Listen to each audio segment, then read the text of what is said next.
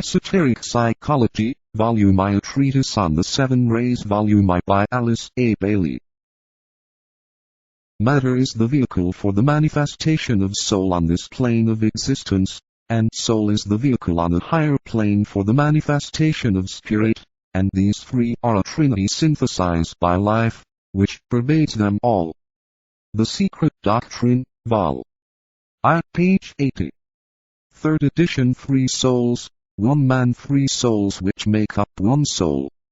First, to wit, a soul of each and all the bodily parts, seated therein, which works, and is what does, and has the use of earth, and ends the man downward. But, tending upward for advice, grows into, and again is grown into by the next soul, which, seated in the brain, useth the first with its collected use, and feeleth, thinketh, willeth, is what knows. Which, duly tending upward in its turn, grows into, and again is grown into by the last soul, that uses both the first, subsisting whether they assist or no, and, constituting man's self, is what is, and leans upon the former, makes it play, as that played off the first. And, tending up, holds, is upheld by God, and ends the man upward in that dread point of intercourse, nor needs a place, for it returns to him. What does, what knows, what is. 3 souls, 1 man. From Death in the Desert, by Robert Browning. Forward, page VI. The question arises, each time a book is written which is to be read by earnest aspirants, what line of instruction will carry forward their training with the most speed? For speed is an essential factor, if the present-day unfoldment is to be rightly utilized and the stress and strain in the world relieved. The teaching to be given must likewise increase their mental competency, and lead to that stabilization of the emotional body which will most rapidly set them free for service. It must be remembered that constant study of papers, and the apprehension by the ear and eye of statements and the ageless wisdom, serve only to increase responsibility, or produce brain fatigue, and soreness, with subsequent revolt from instruction. Only that which is brought into use in the life is of practical value, and retains its livingness. Sincerity is the first thing for which those of us who teach inevitably look. Let me remind those I reach through these books that the main result I look for is one of group cooperation and understanding, and not that of individual benefit. By studying and reading with care, a group interplay is set up, the group becomes more closely integrated, the units in it more closely linked together, and as a group more closely blended in the unfolding plan of the tree once. We are building and planning for the future and for humanity, and not for the personal unfoldment of any particular aspirant. The individual growth is of no tremendous significance. The formation and development of a band of pledged aspirants, trained to work together, and to respond in unison to a teaching, is of real moment, page VI, to those of us who are responsible for the training and for the preparation of the group of world disciples who will function with freedom and power in a later cycle. You see a tiny portion of the plan. We see the plan as it unfolds for a series of lives ahead, and we are today seeking those who can be taught to work in group formation, and who can constitute one of the active units in the vast happenings that lie ahead, connected with that 2/3 of humanity who will stand upon the path at the close of the age, and with that 1/3 who will be held over for later unfoldment. We are training men and women everywhere so that they can be sensitive to the plan, sensitive to their group vibration, and thus able to cooperate intelligently with the unfolding purpose. It is a mistake to think that the plan is to train aspirants to be sensitive to the vibration of the master, or to the hierarchy. That is but incidental and of minor importance. It is for the purpose of training aspirants, so that group awareness may be developed, that these books have been written. Recognize clearly that you personally do not count, but that the group most surely does. Teaching is not given only in order, to train you or to provide you with opportunity. All life is opportunity, and individual reaction to opportunity is one of the factors which indicate soul growth. For this, the training school of the world itself suffices. There should be in all impartation of truth no imposition of authority. Aspirants must be left free to avail themselves of the teaching or not, and spiritual work must go forward because of the free choice and self-initiated effort of the individual student. In the books already published, 3 basic lines of teaching can be traced. First, a relatively new technique has been given, as to the control of the body. Second, teaching has been given and the formation of the new group of world servers. Third, the general lines of the magical work of creation have received attention. The first line of teaching concerns the individual and his development. The second indicates the nature and ideals of the group into which he may find his way if he profits by the teaching and learns control. The third, could you but realize it, details in some measure the methods and modes of work during the coming new age. Ponder upon these 3 main approaches to truth, and think upon them with clarity of thought.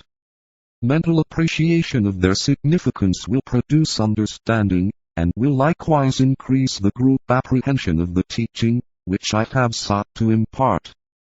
Any student who thinks clearly, and applies the teaching to his daily life, is contributing most valuably to the group awareness. Often an aspirant says to himself, "Of what real use am I? How can I, in my small sphere, be of service to the world?" Let me reply to these questions by pointing out that by thinking this book into the minds of the public, by expressing before your fellow men the teaching it imparts, and by a life lived in conforming with its teaching, your service is very real. This will necessarily involve a pledging of the entire personality to the helping of humanity, and the promise to the higher self that endeavor will be made to lose sight of self in service, a service to be rendered in the place and under the circumstances which a man's destiny and duty have imposed upon him. I mean a renewal of the effort to bring about the purification of all the bodies so that the entire lower man may be a pure channel, an instrument through which spiritual force may flow unimpeded. I mean the attaining of an attitude wherein the aspirant desires nothing for the separated self, and in which he regards all that he has as something which he can lay upon the altar of sacrifice for the aiding of his brethren. Could all who read this book see the results of such a united effort, there would emerge a group activity, intelligently undertaken, which would achieve great things. So many people run hither and thither after this individual or that, or this piece of work, or that, and, working with lack of intelligent coordination, achieve nothing and no group results. But united group effort would eventuate in an inspired reorganization of the entire world, and the elimination of hindrances. There would be the making of real sacrifices, and the giving up of personal wishes and desires in order that group purposes may be served. Above all, there must be the elimination of fear. With this I have dealt at length in a treatise on white magic, and have given likewise certain rules and formulas for its control. How many who have read the teaching profited by the information imparted? Will you not, with determination and because the world cries out for help, cast away fear and go forward with joy and courage into the future? There has been, behind all the books which I have written, a definite purpose and a planned sequence of teaching. It may be of interest to you if I trace them for you. The first book issued was Initiation, Human and Solar. This book was intended for the average aspirant, to lead him on from where he was to a vision of an organized band of teachers, who were seeking to aid humanity, and incidentally himself, and to give some idea of their technique of work and modes of procedure. Letters on occult meditation indicated how these teachers could be reached, and the discipline of life that the treading of the path involved. These two are especially for aspirants. A treatise on cosmic fire, is in an entirely different category. In the last analysis, it is for the guidance of the initiates of the world, and will lift the aspirant's eyes away from himself and his own growth to a vaster conception and a universal ideal. The mark of the initiate is his lack of interest in himself, in his own unfoldment, and his own personal fate, and all aspirants who become accepted disciples have to master the technique of disinterestedness. Their eyes have also to be lifted away from the group of workers, and from the hierarchy which they constitute, and to be fixed on wider horizons and vaster realms of activity. The great creative plan, its laws and technique of unfoldment, and the work of the builders of the universe, was dealt with. Emerging out of the mass of imparted facts, and underlying all the teaching, was the ideal of a great life with its own psychology and ideas.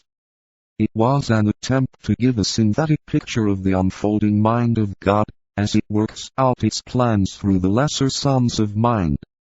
In symbolism and archaic phrases it veiled the truths and principles which lie at the root of the creative process, and in its entirety is beyond the grasp of the advanced student. At the same time, it is a most valuable compendium of information, and will serve to convey truth and to develop the intuition. The last book, A Treatise on White Magic, is a parallel volume to A Treatise on Cosmic Fire.